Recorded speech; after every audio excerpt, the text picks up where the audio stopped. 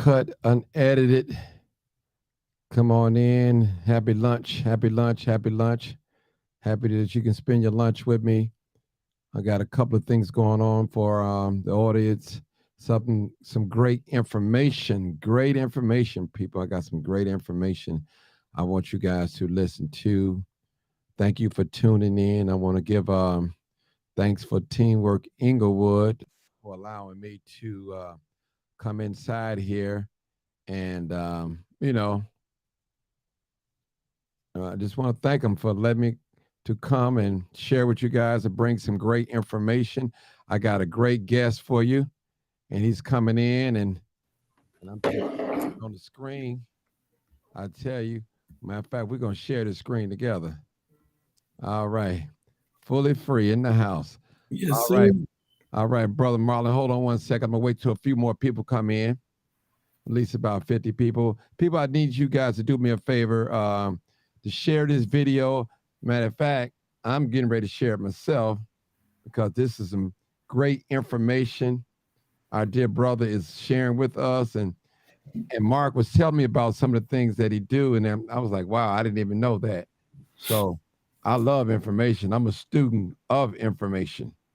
So we always learning from the womb to the tomb. And that's real talk. Let me share. I need you guys to share it on your post. I'm getting ready to share it. We're live on YouTube and Facebook, and want you guys to share it. This is not a crime scene. This is a beautiful scene, learning scene. We're gonna take you to school, give you some knowledge, give you some free game. Ain't that right, bro? Yes, Mark, yes, sir. free game, man. Free game, man. Okay, Marlon, do me a favor. I want you to introduce yourself real quick and just give us a little brief things about yourself. Then we'll get into the program. We got enough people to get started. While you're doing it, I'm gonna be sharing the video. Go ahead. Yep, yep. First, I just want to say I appreciate this opportunity to share this information. Appreciate the platform and the space. My name is Marlon Chamberlain. I am the director of the Fully Free campaign. I didn't know growing up that I would be involved in this type of work. I was born and raised in Chicago, lived in the hundreds pretty much predominantly all my life. And in 2002, I was sentenced to 20 years in federal prison. And in 2010, as a result of a piece of federal legislation called the Fair Sentencing Act, which changed the ratio between crack and cocaine. And for those of you that are not familiar or don't know, the only difference between the two is baking soda. But that's a completely different story. I was sentenced to 20 years, but as a result of this law change, my sentence was reduced to 14 years. And so I served 10 and a half years in federal prison. I was released on May 29th of 2012, but that was also the introduction for me on how important it is for us to be in spaces when policy is created, because our voices, our expertise, and our experiences can be very influential in those spaces to create opportunities for others. And so that's how I ended up in this space and in this work. Now, tell me something real briefly, and this is basically kind of off the record. Mark told me about you. You had an inheritance or something, and you found out that you couldn't get it. So Yeah. explain that to us, if it's okay. If you want to, okay, go ahead, brother Mark. Yeah. So a couple of years ago, and just to provide a little more context too about even the example of me not being able to be the executor. So from the time that I came home, like I got involved, I started partnering with an organization that was a faith-based organization that was doing a lot of policy work. And so my first elected official meeting was with the Senate president at the time, John Cullerton. And it was in this meeting that I sort of realized like the importance of us being in these spaces. And so I went hard. Like I started volunteering in the work, started a paint business. So I wasn't necessarily looking for a job, but it gave me opportunities to be involved civically beyond just voting. Okay. And I was offered a position, helped build a coalition. And every year we introduced a bill to remove or eliminate a barrier or create opportunity. We had a lot of great success. We passed over 15 bills that created opportunities for people with conviction records. And what we learned was that if we continued at the pace that we were moving, we would be doing this work for the rest of our lives, and it would take us way too long. And this coalition was made up of directly impacted people, organizers from community, and then policy analysts. So we worked together to pass 15 bills. And so Fully Free was birthed out of this idea of what if we could introduce policy from a wholesale perspective?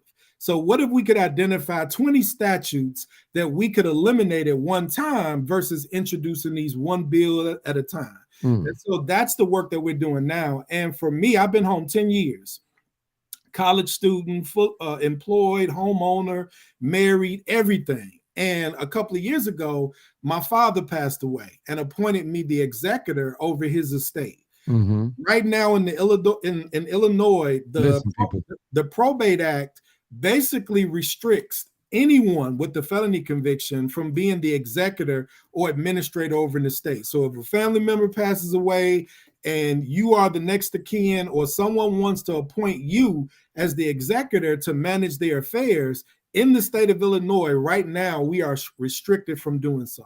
Wow. Now, another question real quick. Now, what was your next alternative? How did you handle that matter? So we had to, my sister who lives in Atlanta, Georgia, had to come to Chicago to sort of manage my father's affairs, and I was able to support her. But what we did was we introduced a bill to eliminate the language from the Illinois Probate Act that would allow over 600,000 people in Illinois to be able to assume the role of executor or administrator. Wow. So we got a piece of policy in place that just recently passed the House and is now in the Senate, and we're working to get it out the Senate so that the governor can sign it and it could become law. Wow. And I just wanted, Mark had told me that. I was like, man, my antennas went up. I was like, man, that's amazing.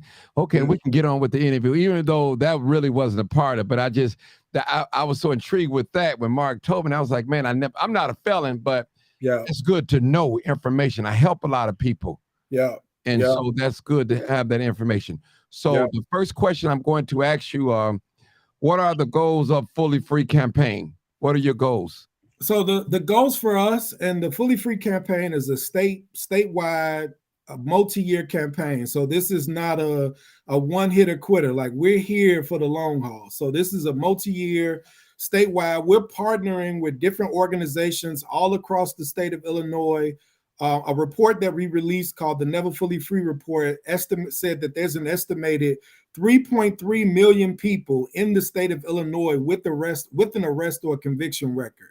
And so for us, we want to continue traveling the state, building relationships across the state, and also building out chapters to help build those relationships with elected officials all across the state. So goal one is to continue building out our coalition of really centering those that are directly impacted, but also partnering with faith community people, education stakeholders, anybody that believes that a criminal record shouldn't follow a person for life. We want to continue building with them. Okay. The second goal is we want to continue building out a communication strategy where we can own our own narrative. Like, my life is not defined by one mistake that I made in my 20s. And like, we have to give people an opportunity to demonstrate something different. And so we want to continue building out our communication strategy using op-eds, local platforms such as this, newspapers, whatever we can use to tell and really own our narrative. Like, within our network, we have doctoral candidates, we have folks with their master's degrees that are all, at one point, they were convicted of a felony, but they've moved on in life. And so we want to lift up those stories that people don't hear. Like, we want to remove the shame and the stigma and all of the negative connotations that come with having a felony conviction. And then the third goal is we want to continue introducing wholesale legislation to eliminate these hundreds of permanent punishment laws that are currently on the books.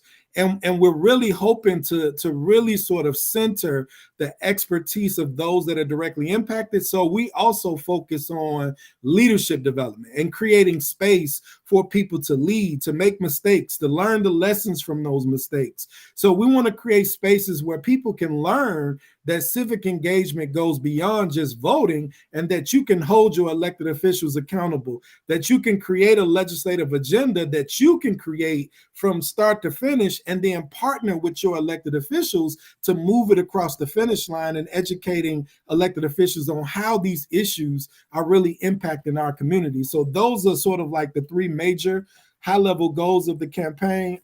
That's what we're attempting to do. Okay. Second question. Why do you call them permanent punishment laws? So normally you may be more familiar with the term unintended consequences or collateral consequences, but collateral suggests that these laws were accidental. And we all know that these laws were not accidental. No. Like they were intentionally drafted to target people with arrest or conviction records.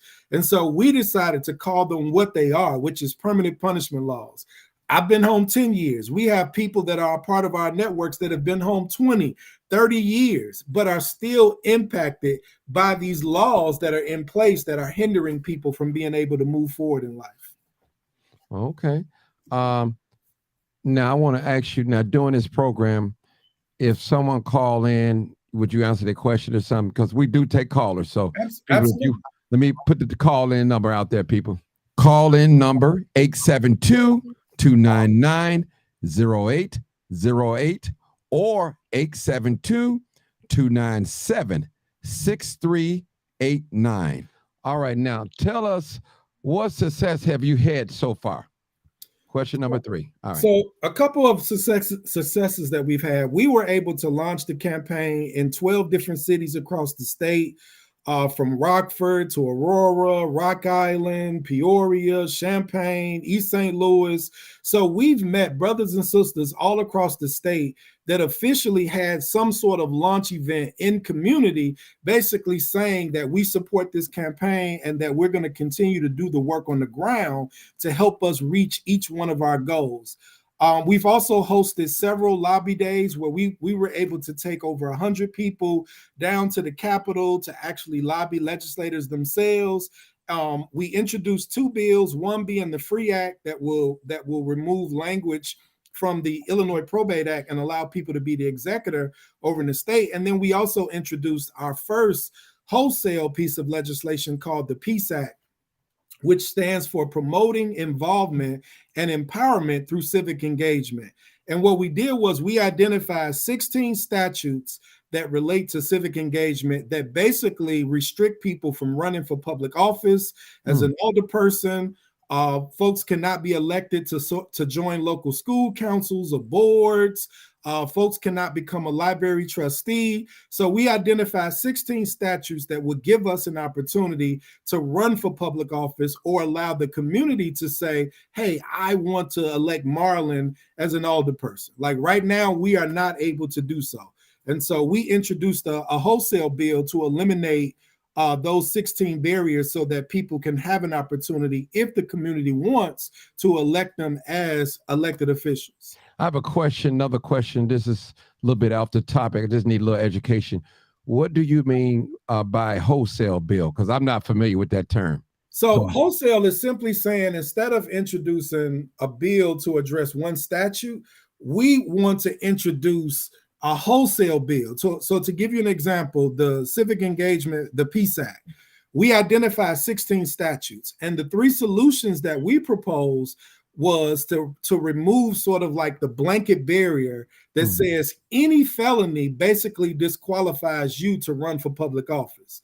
What we wanted to replace that with is something that's more tailored towards, when it comes to like election fraud, there's like 7 statutes that's in a category that basically would require you to wait. So you may have to wait 5 years before you can basically submit something saying, I want to run for public office again. So if you were an elected official, you committed electoral fraud, you've been home for 10 or 15 years, and the community says, I want to elect this person as my alderperson again, that person would have a waiting period. But any and all other convictions, folks would be able to the community would be able to say, Marlon got a drug case from 20 years ago. Mm-hmm. I think he would be a great alderman, and I want to support and submit his information to run for office. Folks would be able to do so.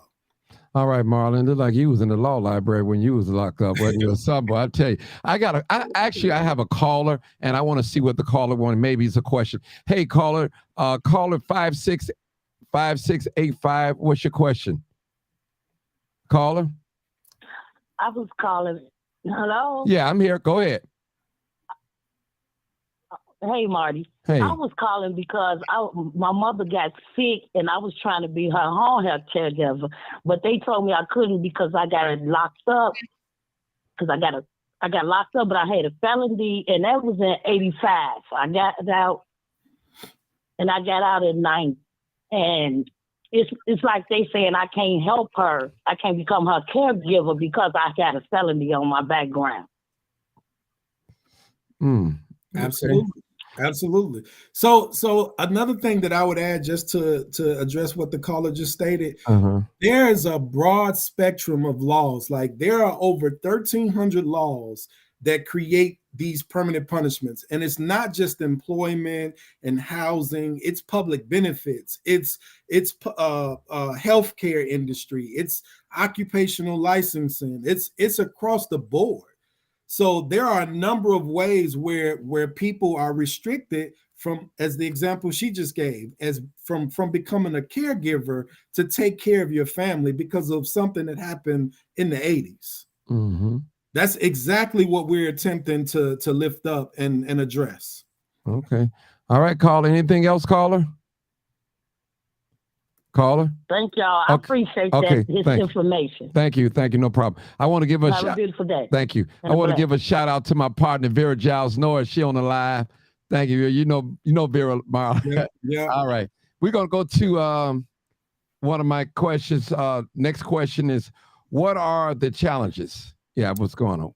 Yeah, so some of the challenges that we faced is that, like, a lot of our elected officials, the sort of like we hear on the news every day about a lot of what's happening in community as far as like crime that's happening. And so when people hear us talking about eliminating these barriers, people sort of use like this fear mongering to say, as if like if we remove barriers that the world is going to blow up. And so it's taking, like, on our end, a lot of patience and really educating legislators that, one, we're talking about people who have finished their term of incarceration, whatever it may be.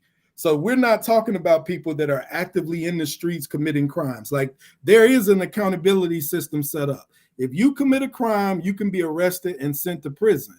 What we're saying is that when folks finish their time, we have to give people opportunities to move forward. Otherwise, we're basically sending people back to neighborhoods that are under-resourced, lack of opportunities, and then you create all of these legal sanctions and restrictions that you're basically forcing people back into a certain lifestyle.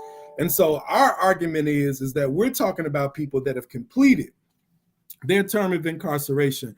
That's been one of the challenges. And then I think the other challenge is that organizing people with arrest or conviction records is hard. It's challenging because people are trying to survive, and you're trying to engage them in a process that may not necessarily have immediate success. Like, it takes us some time to build a movement and to introduce policy and to get it across the board and then actually see it implemented. And a lot of people just don't have the capacity or the financial resources to get involved in that way. They may want to, but just, life might not allow them to do so because of certain responsibilities that they have going on in life. And so those are two of the sort of like major challenges that we face in this work. Okay, now, what is it that people can do to help you in your mission? That's off the script, but I just have to ask you that, though, because it seemed like you guys need a lot of support. Absolutely. And people, I would say soldiers, a ground troop, to go, to lobby these politicians and things like Yep. that. So Yep. how can a person get connected with you? Give us some information on that too as well.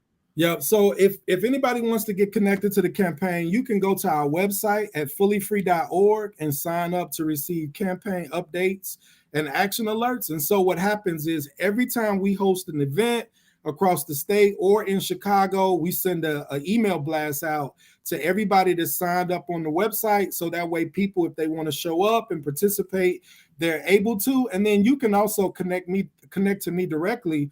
My email is mchamberlain@heartlandalliance.org. You can connect with me directly if you would like to schedule some time to have a one-on-one, or if you would like to host something in your community, we can definitely connect to do so as well. But going to the website and then contacting me directly is one of the two of the ways that people can engage and get involved in the process. Man, I got to ask you another question, man. What made you, when you came home, want to get into this? What inspired you? I'm asking personal questions. Because I'm admiring you, Yeah.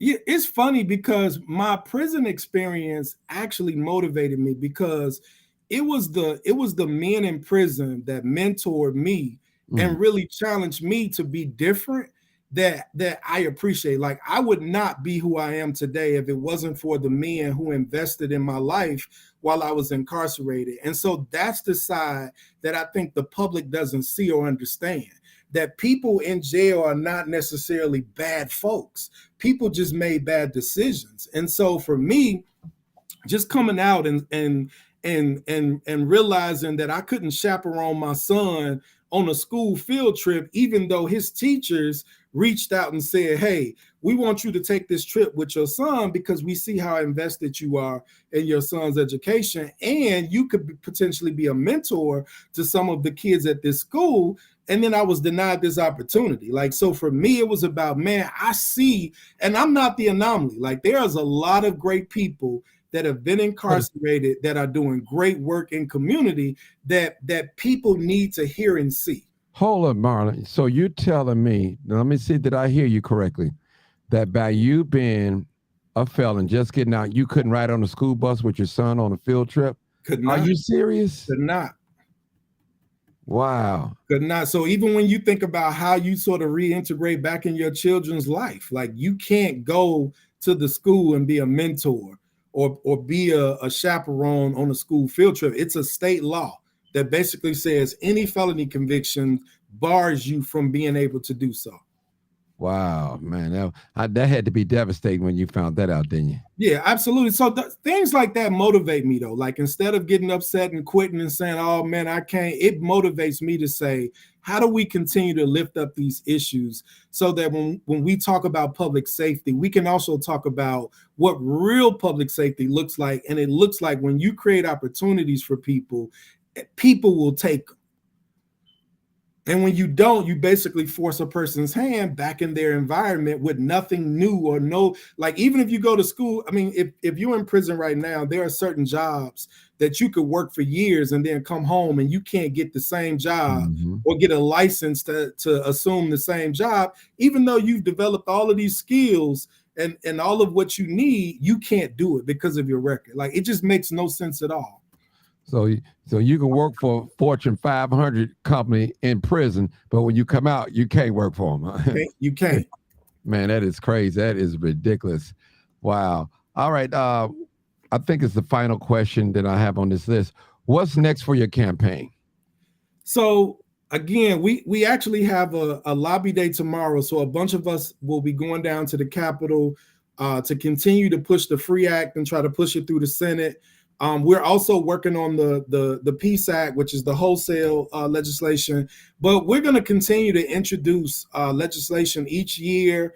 Over the summer, we will be out and about in different communities, trying to raise awareness and really engage and activate people to get involved in this work. So the goal for us is to continue building people power, educating folks on the legislative process, and introducing wholesale bills to eliminate these laws. Wow. First of all, before I forget, I'd like to give Teamwork Englewood a shout out for allowing me to do this interview with you, Marlon. I really do. I appreciate them. using me as a navigator. I want to give a shout out to Mark Mitchell, who is associate director of this particular program, and I just want to thank him. And this interview has been a success. I've learned this. See, I like interviews like this because I'm engaging. My people are engaging. That's on the live, and I'm learning something. Yeah. So, is the bus booked up for tomorrow? How you guys getting there to Springfield, or what's the deal on that? Yeah, we booked for tomorrow, but we do have another date, May 10th, when we'll be going back. And so if you want to reach out, I can definitely send you the registration link to sign up. And anybody who wants to come down on May 10th, we definitely willing to bring you on. Wow. Do you often talk to different youth groups or things like that? Because you are a success story, though. Yeah. I'm open to talk to anybody. Okay, good. Because we got your website and all that, and I think you did tell us your email. Yeah. The guy had posted it too. So, is there anything that you want to say that you probably forgot or left out, or? Yeah. So as far as like just educational pieces, WTTW did a 5-part series on permanent punishment. So you can go to WTTW and look up permanent punishments. And then they also did recently did like a TED Talk where the topic was life after prison. And so there's 5 speakers, which I was one of them, that basically talks about permanent punishments from the lens of housing, from the lens of like my experience, expungement, sealing. But there's 5 different people who spoke on like how these permanent punishment laws are impacting people across the state of Illinois. So if anybody wants to check those series out to learn more, please do so. Those are resources. Okay, I want to give a chance for my callers. If anybody want to call in real quick, I'm going to say the number real quick and ask Mr. Marlon any questions or anything they want to ask, and he's here. I want to make sure that we be clear. I hate to go in the classroom and, man, what did he mean by that? I'm the type of person, I like to ask questions because listen, that's how you learn. You ask questions. But let me put the number out here again. Call in number 872-299-0808 or 872-297-6389. All right, we're going to wait for a couple of callers. If you guys want to call in, as you know, this is live, uncut, unedited. We got my boy Marlon right here. Hey, Fully Free campaign, fully free. How did you come up with that name, Fully Free? That's the vision of what we're pushing for. Like we want to create a society where a criminal record is not following anybody for life, and that a person can be restored to full citizenship once they've completed their term of incarceration, which is being fully free. Wow. We got a caller. Just give him a second to come in. All right, caller, 612 area code. You're live, uncut, unedited. Hey, caller, can you hear me? Oh, they hung up. Oh, well. But I appreciate you because this is a wealth of information. Now, if I hit a body land on the ground, I might have 1,000 people on here, but I'm giving, if I'm showing death, Marlon, seriously, if I'm showing death, they're going to come on here. They're fascinated with death. But if I'm giving you life, you're giving us tools of life that can benefit us. I don't understand, man. I be trying to figure it out, though, I just don't want to bring doom and gloom all the time. I like to mix it up. Absolutely. So we can learn, we can elevate our thinking. You saying great information because a lot of brothers could have gotten out of prison and went back into the same environment and doing the same thing that got them there the first time. Yeah. You're inspiring a lot of people like, hey, is somebody out here that changed and is working on change on our behalf. Absolutely. And I'm going to join this brother. So if there's anybody out there that's been to prison here in the state of Illinois that want to make change, they call back again, that want to make change, hook up with Brother Marlon because this brother is real. I like what he's doing. And, documentation, as my partner, Vera Giles Norris, said, documentation beats conversation. The young man got all the proof in the world. He's showing you.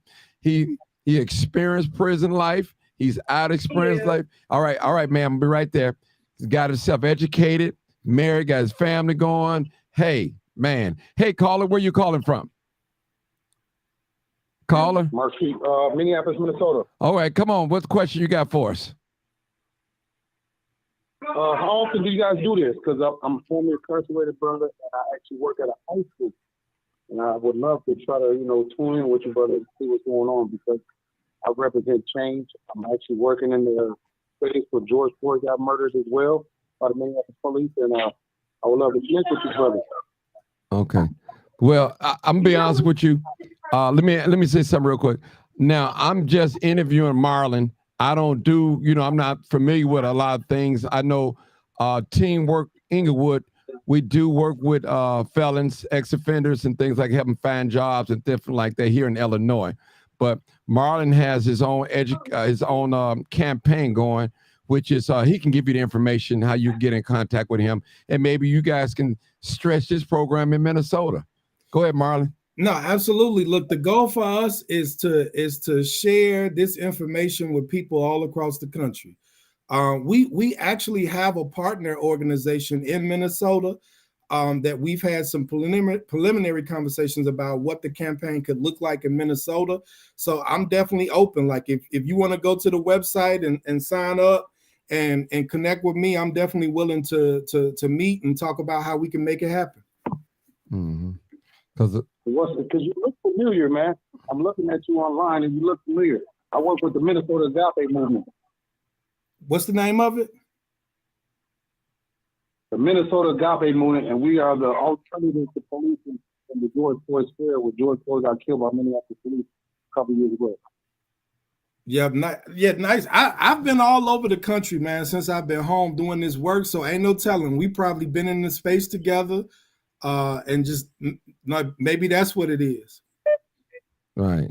What's some information I can look up?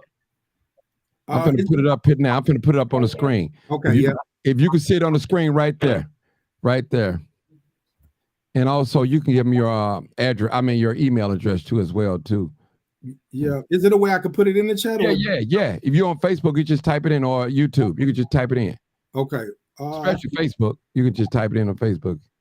Okay, I see private chat. I'm watching it on Facebook. Okay. What you on, Marlon? I just hit the link on my computer. Okay, hold on. Well, maybe I could just type it in. Yeah. Let me type it in your email address. Okay. M. Chamberlain. Okay. Hold on. Let me type that in real quick. Copy link. Okay. Copy email. All right. Let me see if I can type it in. And man, this is some great information, Marlon. I'm surprised at people that's not, not with this, man. Okay, I just posted up there. I put it up there. I'm finna bring it on up.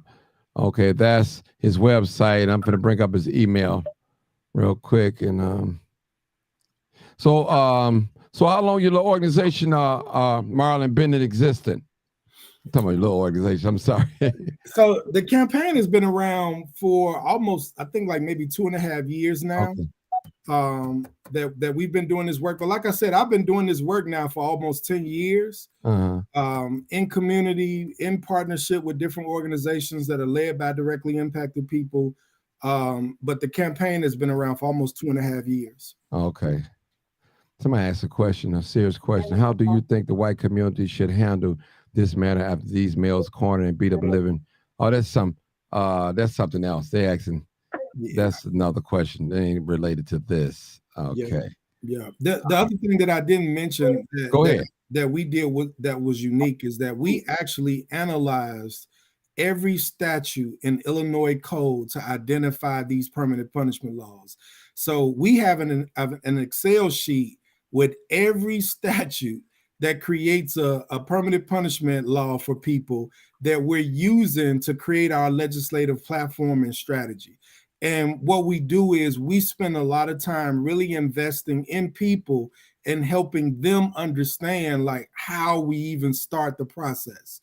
So a lot of what we do is about leadership development and really creating space for people to lead in their own capacity. It's not this movement where there's one leader. Like there's multiple leaders across the state that are leading this work. we're all learning together, and we have support systems set up so that people can go in. And we don't expect everybody to become like a legal beagle, or they all of a sudden now they understand law and how statutes are written. But what we want people to understand is the importance of how language is being used to basically restrict us from opportunities, and how we can redo that and create language, to your point, that produces life, that produces opportunity, yes. that helps people improve their quality of life, which creates public safety. Mm-hmm. Wow. I'm going to post this website. I thought I did, but it'll. Can I say something? Go ahead, brother. Brother, I need you to do me a favor. I'm still on. Oh, okay, bro, do me a favor. It's like you fading in and out. You act like, I mean, so talk directly into the phone. Get off your earpiece. You hear me now? Yeah, I hear you loud and clear, but I want you to keep your mouth close to the phone. Go ahead. Right. We definitely need to hook up, man, because part of our leadership team is transforming street energy into community energy. We got 4 guys on our team with a total of 97 years in prison. Love it. And that's just 4 of us. So we definitely want to try to connect with other people that's doing other things. We actually connected with people from Ceasefire from Chicago. We got some training from them. Okay. Yep, love it. Yeah, and don't forget Teamwork Englewood too. They work with ex-offenders and all that, do great work. Mark Mitchell, I can hook you with that, brother. You could just inbox me or something. I can hook you up with that, because that's how I got started. Into, you know, I'm a navigator, so they send me people to interview on their behalf and all that, so I get the word out. And I like this. When I see a brother that looked like me and that strive and turned himself or did a 360 in life, and man, we need more of you, Marlon. You know what I'm saying? That come out, and both of you guys, that come out, hit the ground running. Don't stop. Don't look back. Because life is all about choices. And you guys have shown the world, proven to the world that people do change. They can change their behavior when they leave these institutions. So that's the way I see it, you know. Go ahead, brother. Yeah, making these connections, man. Because I just got out the Fed almost 3 years ago from doing almost 12-year bid in the federal prison. And I actually work at a high school right now. I'm calling you from school as a security monitor, because most of the contracts with the police have been canceled after the police killed George Floyd in Minneapolis. And the fact that I get to work at a high school right now is a testament to that. Nice. I also, my brother from Minnesota, I put up his email address right there too as well. It's on the screen. So if you got a pen and piece of paper, or you can screenshot it, there it is right there. That's you get BERLANENPP.org. Got it. Thank you, brother. That's it. We get ready to close out. I appreciate you, brother, from Minnesota. No problem. Anything else? All right, no problem. Anything else, brother Marlon? No, I appreciate the platform and looking forward to partnering with you and getting some work done. Man, you know I'm the man, man. All you gotta do is Google that name, boy. Documentation beats conversation, brother. I'm listening. I'm like a pit bull. When I lock onto some, brother, you're gonna have to take a crowbar or something or kill me to get off of it. That's just the type person I am. I don't play. I'm straight up and down. Yes, I tell these Chicago activists, don't play with me. I'm about people, not the bankroll. Now, we need money. It's right up there with auction. But I have my other ways of making money. Absolutely. I'm not trying to live off pimp the people. Absolutely. You know, we want to help the people, brother. And you have a perfect program. You, Teamwork Englewood, and a lot of these organizations do. And I want to make sure that the money that you guys receive, that you use it what it's supposed to go for. And I appreciate you, brother Marlon, coming on here. This has been an inspiration, just meeting you, brother. A testament. You know, you're a testimony to me. I've never been locked up. I should have been locked up, but I was just so happy ones that never got caught. Absolutely. So I can't look down on you, brother, because, hey, I just didn't get caught when I was in my madness. That's all. So absolutely. I appreciate you. And I want to thank you again. I want to give a shout out to Teamwork Englewood for allowing me to be the navigator of this interview. I want to thank you, Marlon. And, man, brother, stay in contact with me. I'm here. I'm real, brother. Anytime you need me to get some word out, hit me up, brother. Hit me up. Absolutely. This live uncut. This is my slogan right here. You already know what it is. Live uncut, unedited. and Marlon, this is where we Tell the truth and shame the devil. now, Marlon. I don't know about you, but I love being black. that's me all day. So Yes, appreciate sir. you, brother. Thank you so much. Peace. All right, have a good one. You too. All right. All right.